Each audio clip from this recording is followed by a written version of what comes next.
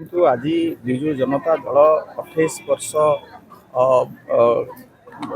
29 ବର୍ଷରେ ପଦାର୍ପଣ କରିଛି। 28 ବର୍ଷ ପୁରିଛି ଏବଂ ସେବା ସମର୍ପଣ ଏବଂ ଉତ୍ସର୍ଗିତ ମନୋଭାବ ରଖି ବିଜୁ ଜନତା ଦଳ 28 ବର୍ଷ ହେବ ଓଡ଼ିଶାବାସୀଙ୍କର ସେବା କରି ଆସିଛି।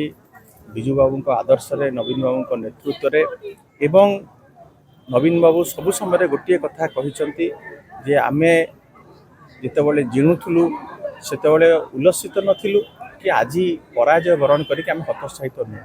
କିନ୍ତୁ ଆଜି ନବୀନ ବାବୁ ଯେଉଁ ବାର୍ତ୍ତା ଦେଇଛନ୍ତି ଯେ ଆସନ୍ତା 100 ବର୍ଷ ପର୍ଯ୍ୟନ୍ତ ବିଜୁ ଜନତା ଦଳ ଓଡ଼ିଶାବାସୀଙ୍କର ସେବା କରିବା ପାଇଁ ଉତ୍ସର୍ଗିତ ରହିବ, ସେହି ମନୋଭାବ ନେଇକି କାମ କରୁଛି, ଆଗକୁ ମଧ୍ୟ କରିବ।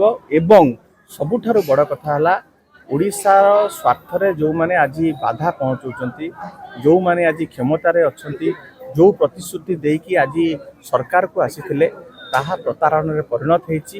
ତାକୁ କିପରି ଭାବରେ ଲୋକମାନଙ୍କ ପାଖକୁ ନେଇ ପହଞ୍ଚାଇବା ଏବଂ ଲୋକମାନଙ୍କ ପାଖରେ ତାଙ୍କର ମୁଖା ଖୋଲାଯିବ ଏବଂ ଯେଉଁ ସବୁ ପ୍ରତିଶ୍ରୁତି ଦେଇଥିଲେ ତାକୁ କିପରି ଭାବରେ ତୁରନ୍ତ ପୂରଣ କରିବେ।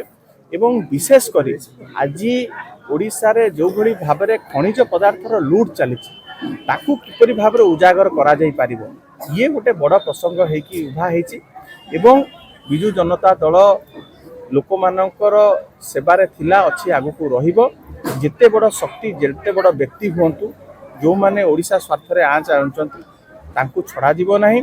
ଏବଂ ଓଡ଼ିଶାର ସ୍ୱାର୍ଥ ସମ୍ବଳିତ ଯେତେ ପ୍ରସଙ୍ଗ ଅଛି ତାକୁ ବିଜୁ ଜନତା ଦଳ ବିଧାନସଭା, ରାଜ୍ୟସଭା ଏବଂ ପଲ୍ଲୀରୁ ଦିଲ୍ଲୀ ପର୍ଯ୍ୟନ୍ତ ତାକୁ ଉତ୍ଥାପନ କରିବ ଏବଂ ରାଜ୍ୟବାସୀଙ୍କର ସେବାରେ ନିଜକୁ ନିୟୋଜିତ କରିଥିଲା, ଆଗକୁ ମଧ୍ୟ ନିୟୋଜିତ କରି ରଖିବ।